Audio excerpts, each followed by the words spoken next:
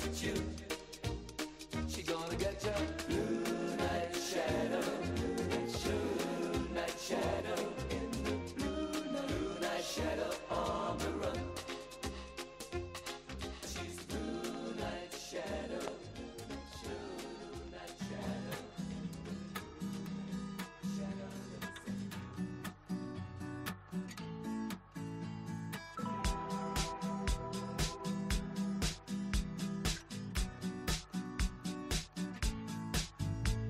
You hear them when you try to fall asleep. They crash to the shore, they come from the deep. As sure as the sun will rise, the sun will set. You taste the salt, the closer you get. Waves picking you up, pushing you down, they're always around. Waves, just like a dream, silver and green, we live in between. They can carry you all the way to me. They can pull you out to the deep blue sea. Always, they're always. Empires will crumble to the sand. All that you love can slip through your hand. But you must face the ocean once again. Follow the tides wherever you've been. Waves picking you up, pushing you down, they're always around. Waves, just like a dream, silver and green, we live in between. They can carry you all the way to me. They can pull you out to the deep blue sea. Always.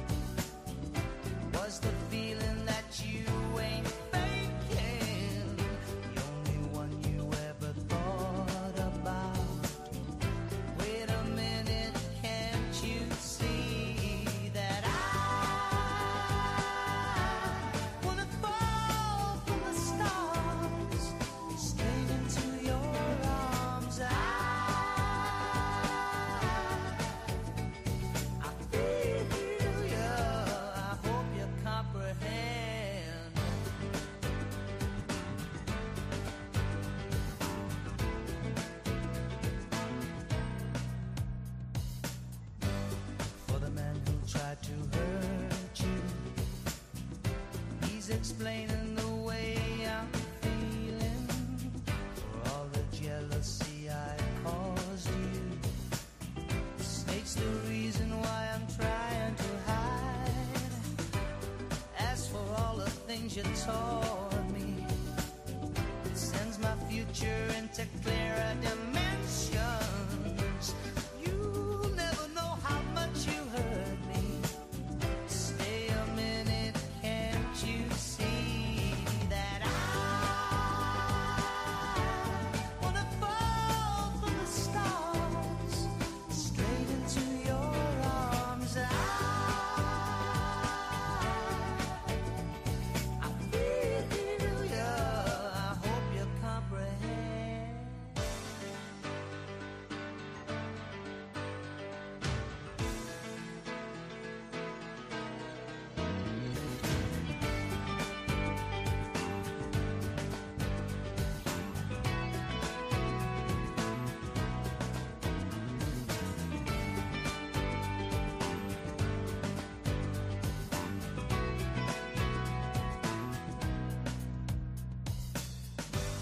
Too many hearts are broken.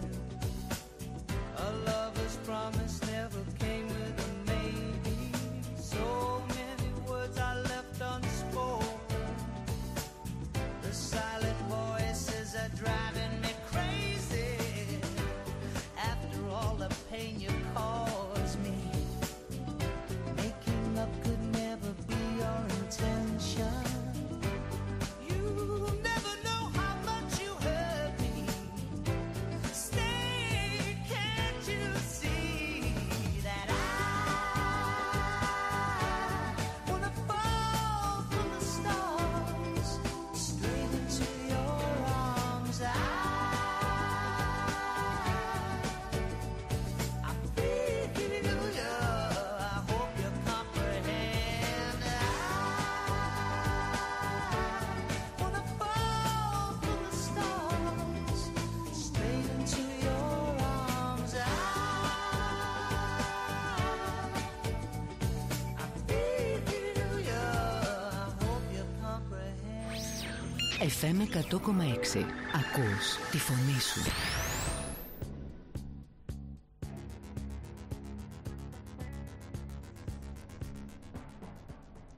Καλησπέρα σας αγαπητές ακροάτριες και αγαπητοί ακροατές.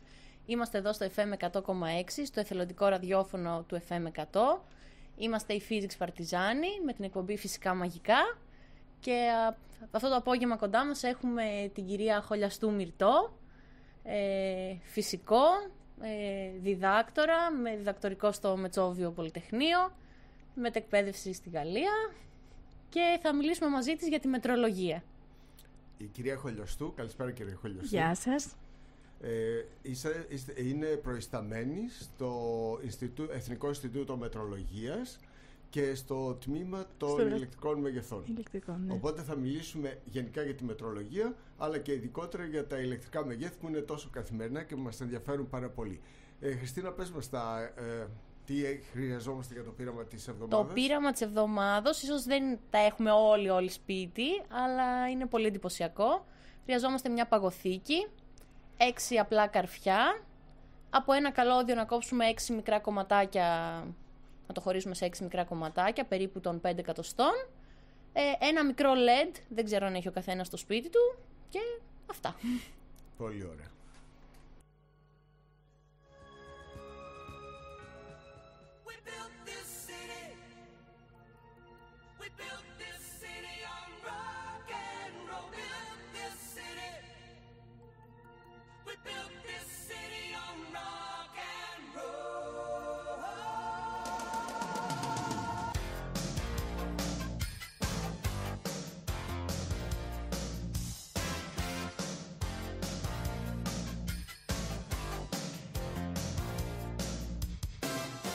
Say you don't know me, I recognize my face. Say you don't care who goes to that kind of place. Knee deep in the hoopla, sinking in your fight. Too many runaways eating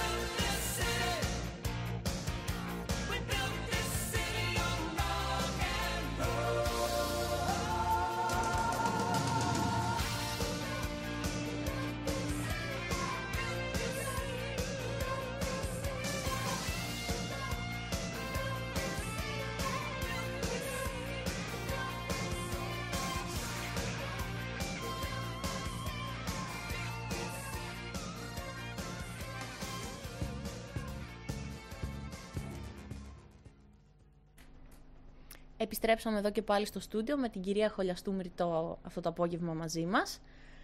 Οπότε πρέπει να μας πείτε αρχικά τι είναι η μετρολογία και... Ναι, μετρολογία θα μπορούσαμε να πούμε ότι είναι η επιστήμη των μετρήσεων ακριβίας.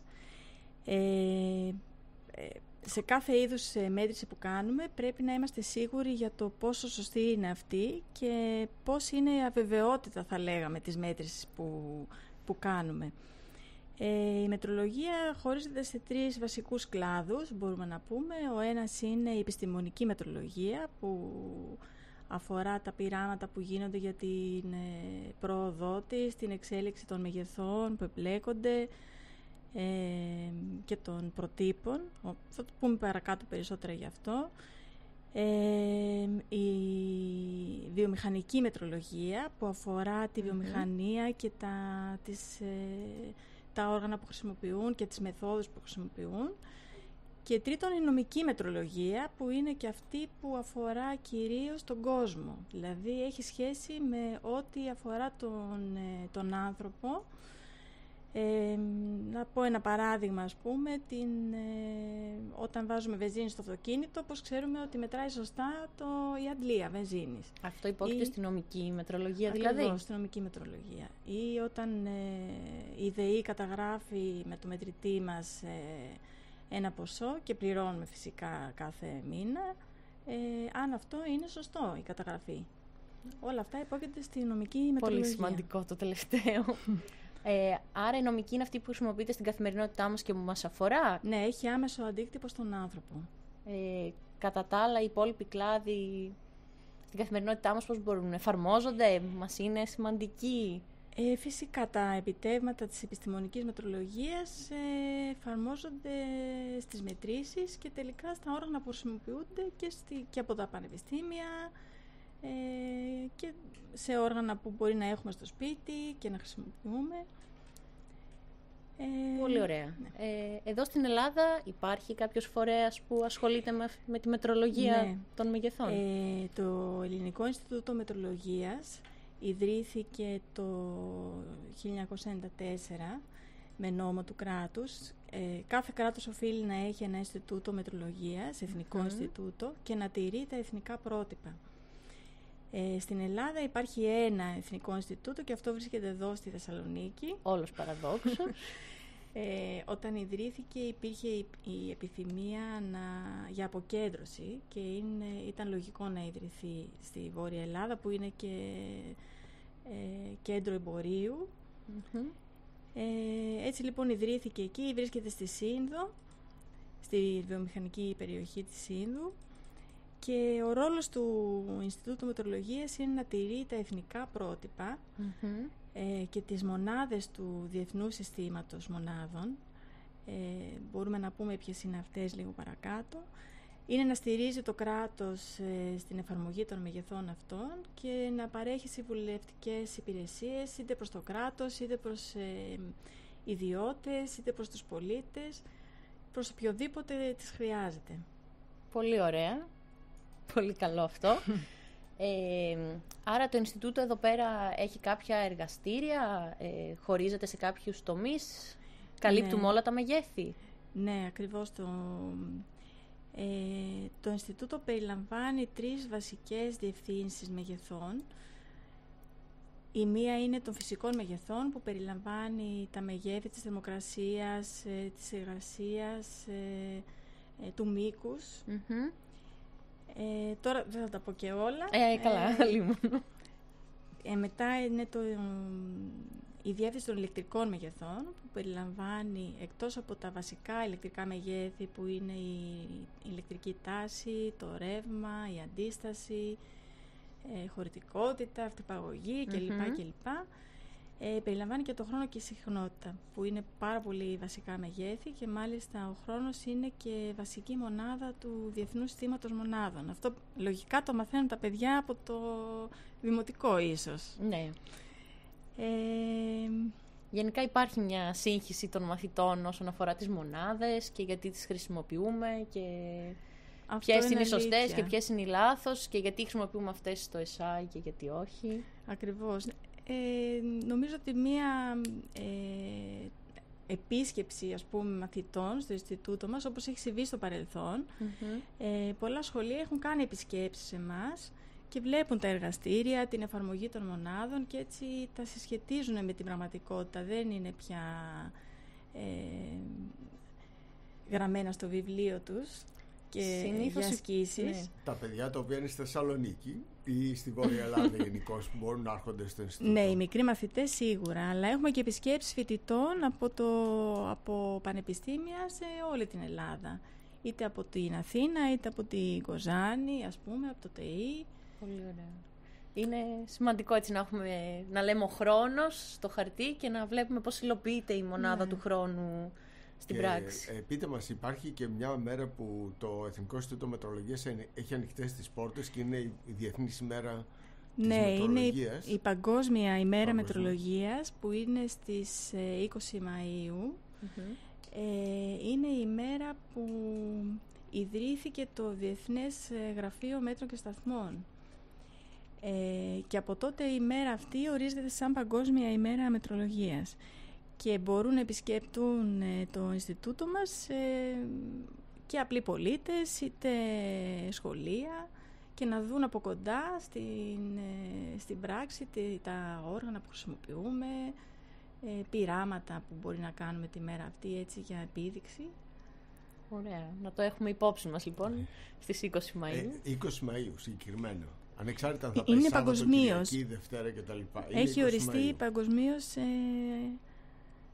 αυτή η ημέρα. Θα το κρατήσουμε στο ημερολόγιο. Ωραία, αυτό. όταν ακούει κάποιος μετρολογία, κάποιοι αποφασίζουν για ποια είναι τα μέτρα, ποιο είναι το μέτρο, ποιο είναι το δευτερόλεπτο, ποιο είναι το χιλιόγραμμο κτλ. Πώς παίρνονται αυτές οι αποφάσεις? Καταρχήν η μετρολογία ξεκίνησε από αρχαιοτάτων χρόνων, έτσι, και μάλιστα στην Ελλάδα έχουμε από τα αρχαία χρόνια ευρήματα που δείχνουν ότι οι άνθρωποι είχαν μέτρα και σταθμά. Στη συνέχεια χρησιμοποιούνταν διάφορα, κυρίως τα ανθρώπινα μέλη. Ας πούμε στην εποχή του Φαραώ χρησιμοποιούνταν το μήκος του ποδιού του Φαραώ. Αλλά όπως καταλαβαίνετε αυτό ήταν πολύ σχετικό και άλλαζε. Οπότε κατάλαβαν με τον καιρό ότι έπρεπε να βρουν πιο συγκεκριμένα μέτρα και σταθμά για να χρησιμοποιούν στις εμπορικές τους σχέσεις. Έτσι λοιπόν σιγά σιγά αποφασίστηκαν συγκεκριμένοι ορισμοί για τα βασικά μεγέθη. Άρα ήταν η ανάγκη για παγκόσμια συνεννόηση ουσιαστικά που σιγά σιγά... Ναι, που διευκόλυνε τις εμπορικές συναλλαγές. Υπάρχει όμως κάποιος που τα επιβάλλει αυτά? Πώς βγαίνει ότι το μέτρο πρέπει να είναι αυτό, το δευτερόλεπτο αυτό? Ναι, το Διεθνές Σύστημα Μονάδων ορίζει αυτά τα μεγέθη για κάθε φυσικό μέγεθος. Για το χρόνο, ας πούμε, ορίζεται το δευτερόλεπτο. Αυτό που αλλάζει από εποχή σε εποχή και μάλιστα στη δεκαετία που διατρέχουμε έχουν υπάρξει σημαντικές αλλαγές στα πρότυπα, τείνουν να αντικατασταθούν από κβαντικά πρότυπα. Έτσι ο χρόνος, ενώ παλιά ήταν ο ορισμός του με το δευτερόλεπτο που σχετιζόταν με την κίνηση της γης και τα λοιπά, στις μέρες μας σχετίζεται με τον αριθμό μεταπτώσεων που κάνει το πρότυπο το άτομο του κεσίου. Έτσι λοιπόν υπάρχουν κβαντικά ρολόγια κεσίου, ατομικά ρολόγια κεσίου και αυτά είναι σήμερα το πρότυπο του χρόνου.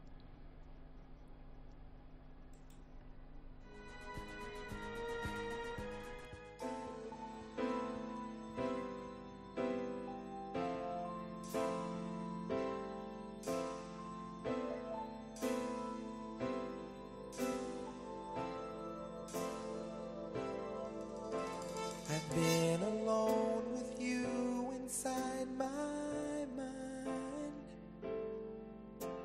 and in my dreams I've kissed your lips 1,000 times. I sometimes see you pass outside my door,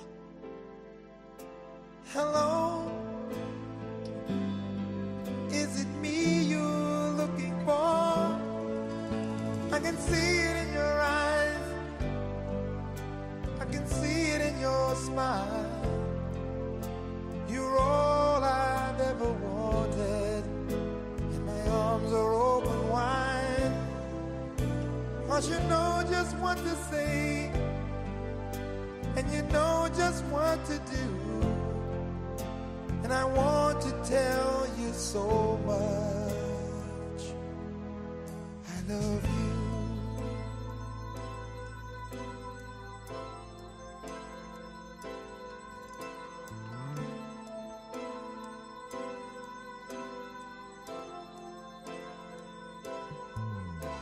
I long to see the sunlight in your hair and tell you time and time again how much I care. Sometimes I feel my heart will overflow. Hello, I've just got to let you know, 'cause I wonder where you are, and I wonder what you do. Are you somewhere feeling lonely, or is someone loving you? Tell me how to win your heart, for I haven't got a clue. But let me start by saying I love you.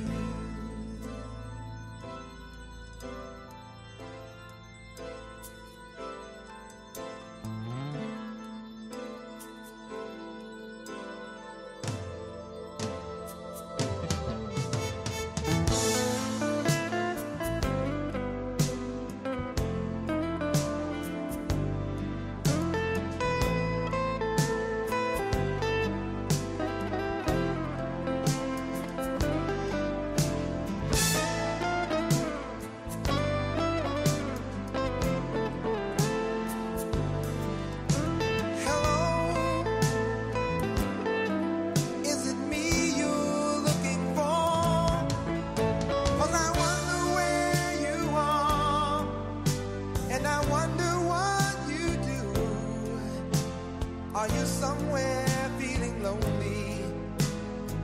Is someone loving you? Tell me how to win your heart, for I haven't got a clue. But let me start by saying I love you.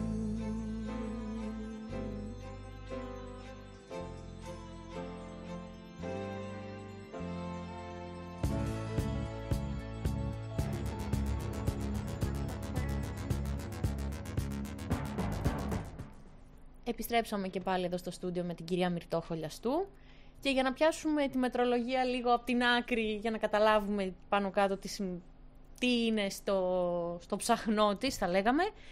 Τι είναι αυτό με το οποίο ασχολείται ένα Ινστιτούτο Μετρολογίας, τι είναι η μετρολογία, με τι ασχολείται? Στο ΕΙΜ, στο Ελληνικό Ινστιτούτο Μετρολογίας, ένα μεγάλο μέρος των δραστηριοτήτων μας είναι διακριβώσεις προς ενδιαφερόμενους, που μπορεί να είναι το πανεπιστήμιο ή μπορεί να είναι ένα ερευνητικό κέντρο ή ένας ιδιώτης, μια εταιρεία ιδιωτική. Να σας πω ένα παράδειγμα. Κάποιος πελάτης, ας πούμε, θέλει να διαπιστώσει αν το όργανο που χρησιμοποιεί είναι ακριβές, μετράει με ακρίβεια, μετράει σωστά. Παράδειγματος χάρη είναι ένα πολύμετρο. Θα στείλει λοιπόν το πολύμετρό του στο δικό μας Ινστιτούτο, το οποίο θα συγκριθεί με πρότυπα μεγέθη. Τι είναι τα πρότυπα μεγέθη, λοιπόν? Στο συγκεκριμένο παράδειγμα, ένα πολύμετρο, ένα ηλεκτρικό πολύμετρο μετράει όλα τα ηλεκτρικά μεγέθη και γι' αυτό το έφερα ως παράδειγμα, και τάση και αντίσταση και συχνότητα, η οποία σχετίζεται με το χρόνο.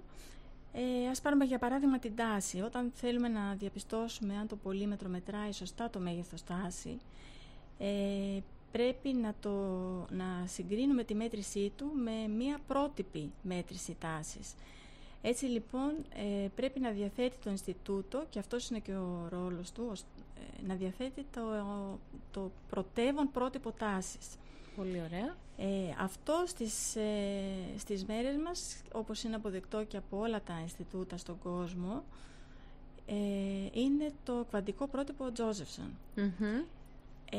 Αυτό λειτουργεί με υγρό ήλιο και είναι αναλύωτος, δεν εξαρτάται δηλαδή από συνθήκες ή από τρόπο κατασκευής ή από άλλες παραμέτρους, γιατί είναι κβαντικό. Δηλαδή όταν εφαρμόσεις χαμηλή θερμοκρασία, υγρού ηλίου θερμοκρασία, και εφαρμόσεις επίσης ένα μικροκλιματικό κύμα συγκεκριμένης συχνότητας, μάλλον εύρος συχνοτήτων, εν πάση περιπτώσει, αυτό κβαντώνεται σε συγκεκριμένες τιμές. Όπως θα ξέρουν οι φυσικοί σίγουρα φοιτητές σας, η κβάντωση που δημιουργείται εκεί μας κάνει το μέγεθος της τάσης να εξαρτάται μόνο από συγκεκριμένες φυσικές σταθερές, τη σταθερά του ηλεκτρονίου και τη σταθερά του Πλάνκ. Ναι. Και έχεις λοιπόν βήματα. Αυτό λοιπόν είναι σήμερα το κβαντικό πρότυπο τάσης. Το κβαντικό μας πρότυπο, ωραία. Αυτό το διαθέτει το Ελληνικό Ινστιτούτο Μετεωρολογίας. Δεν είναι πολλά στον κόσμο Ινστιτούτα που διαθέτουν το πρότυπο αυτό και είναι πολυέξοδο, γι' αυτό τίθεται σε εφαρμογή 2 φορές το χρόνο, γιατί χρειάζεται υγρό ήλιο που κοστίζει, όπως ξέρουμε. Ναι. Έτσι λοιπόν με το κβαντικό αυτό πρότυπο μπορεί να συγκριθεί το πολύμετρο που σας ανέφερα στην αρχή ή κάποια, όπως ονομάζουμε, δευτερεύοντα πρότυπα, που δεν χρειάζεται να είναι τόσο μεγάλης ακρίβειας όσο το πρωτεύον, και έτσι γίνονται οι συγκρίσεις προς τον πελάτη. Άρα... Στον οποίο μετά τη μέτρηση θα δοθεί ένα πιστοποιητικό διακρύβωσης, όπως ονομάζεται, και αυτό είναι και το αποτέλεσμα. Άρα αυτή η αλυσίδα ουσιαστικά του πρωτεύοντος προτύπου και μετά του δευτερεύοντος και τελευταίο του προς διακρύβωση αντικειμένου μας οδηγεί σε αυτό που λέμε πυραμίδα χνηλασιμότητας, έτσι. Ακριβώς. Έχοντας την κορυφή. Ακριβώς. Το αντικείμενο προς μέτρηση συγκρίνεται τελικά με ένα πρότυπο που είναι το πρωτεύον πρότυπο, που είναι η κορυφή της πυραμίδας, όπως είπατε. Πολύ και αυτή ωραία. είναι η χνηλασιμότητα.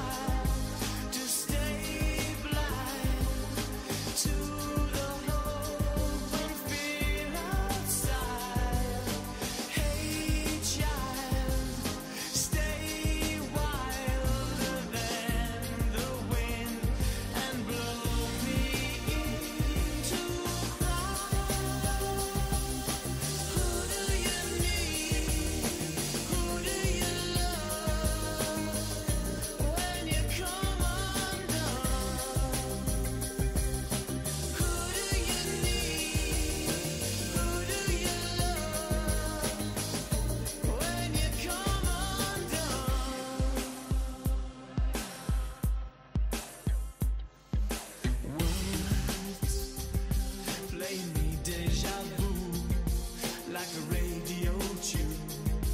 I swear I've heard before. Chill. Is it something real, or the magic I'm feeding off your fingers?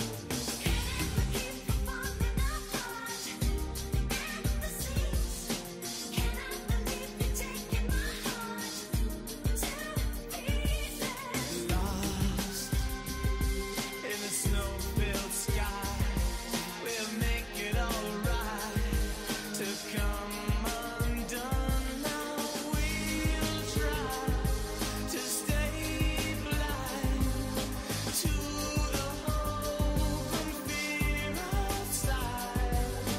Hey child, stay wilder than the wind and blow me into cry. Who do you need? Who do you love when you come undone? Who do you need? Who do you love when you come undone? Who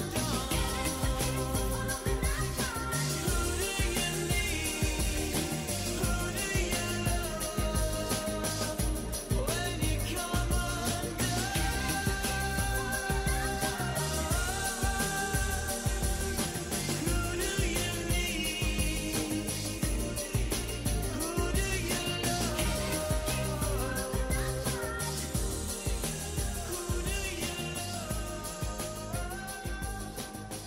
when you come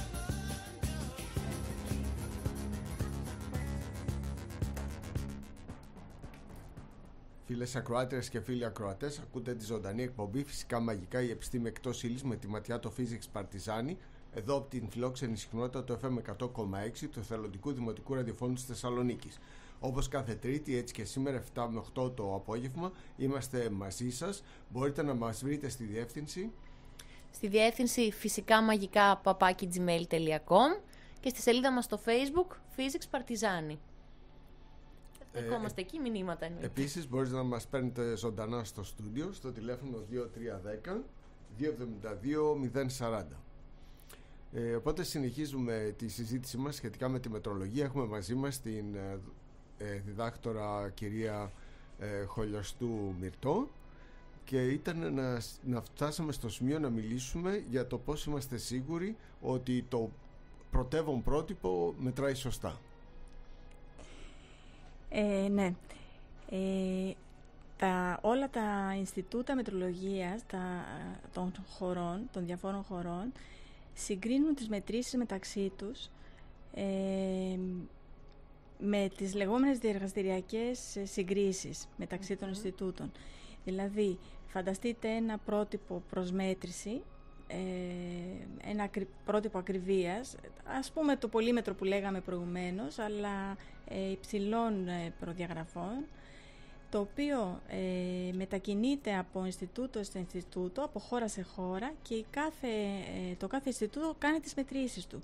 Στη συνέχεια υπάρχει ένα επιβλέπων συντονιστής Ινστιτούτο σε όλη αυτή τη διαδικασία, η οποία μπορεί να κρατήσει και 2 χρόνια, το οποίο επεξεργάζεται στο τέλος τις μετρήσεις του κάθε Ινστιτούτου. Βγαίνει μια έκθεση και από την οποία φαίνεται πόσο καλά έχει μετρήσει η κάθε χώρα, το κάθε Ινστιτούτο. Ως αποτέλεσμα αυτής της έκθεσης, το κάθε Ινστιτούτο έχει τα δικά του, δηλώνει δηλαδή τις δικές του μετρητικές ικανότητες. Αυτά τα ονομάζουμε CMCs, δηλαδή Calibration Measurement Capabilities. Δηλώνονται στο site του Διεθνούς Γραφείου Μέτρων και Σταθμών για κάθε Ινστιτούτο και μπορεί να τα βρει οποιοσδήποτε. Είναι η μετρητική ικανότητα του κάθε Ινστιτούτου. Για παράδειγμα, το AIM στο μέγεθος τάση. Αυτό, η τάση Τζόζεφσον, η δική μας χάρη, έκανε. Έχει μετρητική ικανότητα 0,1 ppm. Πολύ σημαίνει 0,1 εκατομμυριοστό. Ναι, parts per million. Της τάσης, να πούμε parts per κιόλας. million. Άρα υπάρχει περίπτωση να περάσει κάποιος να είναι τα αποτελέσματά του ικανοποιητικά. Υπάρχει και περίπτωση να αποτύχει. Ναι, σαφώς υπάρχει, οπότε το Ινστιτούτο βλέπει για ποιους λόγους απέτυχε και βελτιώνει τις μετρητικές μεθόδους του, και αυτό δηλαδή είναι χρήσιμο για το Ινστιτούτο. Άρα κάθε επιτυχημένο πρότυπο μετά σου δίνει τη δυνατότητα στο Ινστιτούτο να προσφέρει διακριβώσεις στο μέγεθος αυτό, έτσι. Ακριβώς. Πολύ ωραία. Βέβαια να πούμε ότι για τη μετρολογία πολύ σημαντικός παράγοντας είναι ο άνθρωπος. Και οπότε είναι συνδυασμός μηχανή και άνθρωπος, μηχάνημα και άνθρωπος, και από ό,τι έχω ακούσει το Εθνικό Ινστιτούτο Μετρολογίας έχει πάρα πολύ καλά αποτελέσματα στις περισσότερες διεργαστηριακές συγκρίσεις. Ναι, η αλήθεια είναι ότι έχει πάει πολύ καλά σε όσες έχει πραγματοποιήσει μέχρι σήμερα. Πολύ ωραία.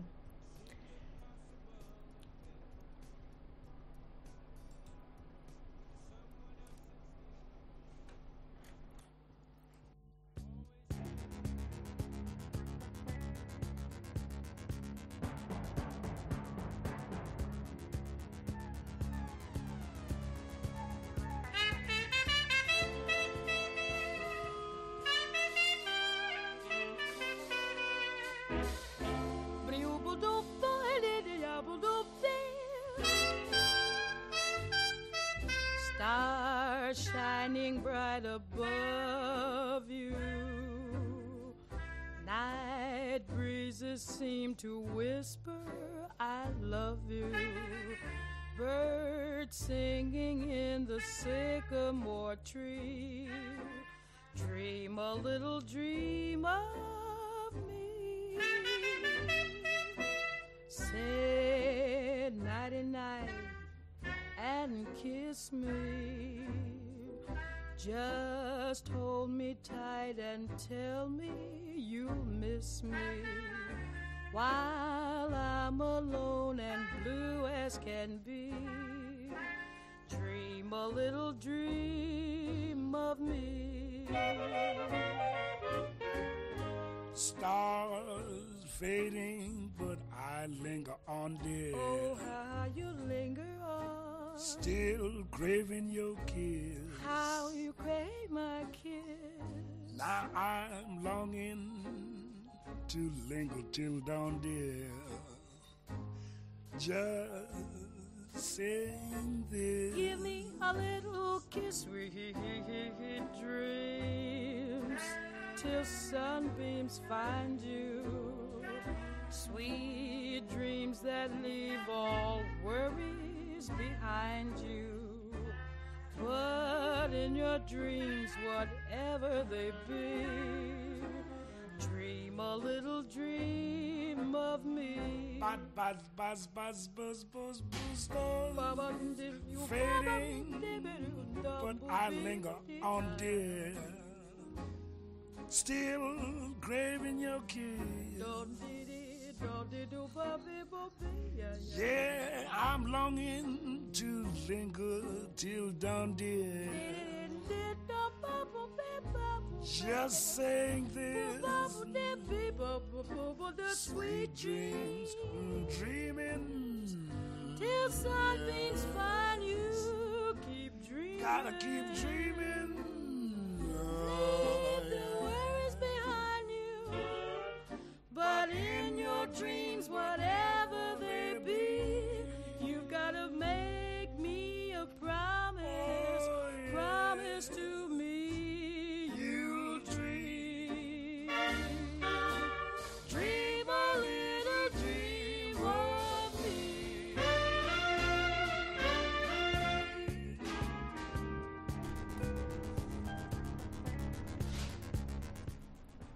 Ας πούμε λίγα πράγματα ακόμη, επιστρέφοντας στο στούντιο, για το χρόνο τον οποίο τόσο πολύ δεν έχουμε, λέμε οι περισσότεροι, και πώς τον μετράμε με ακρίβεια.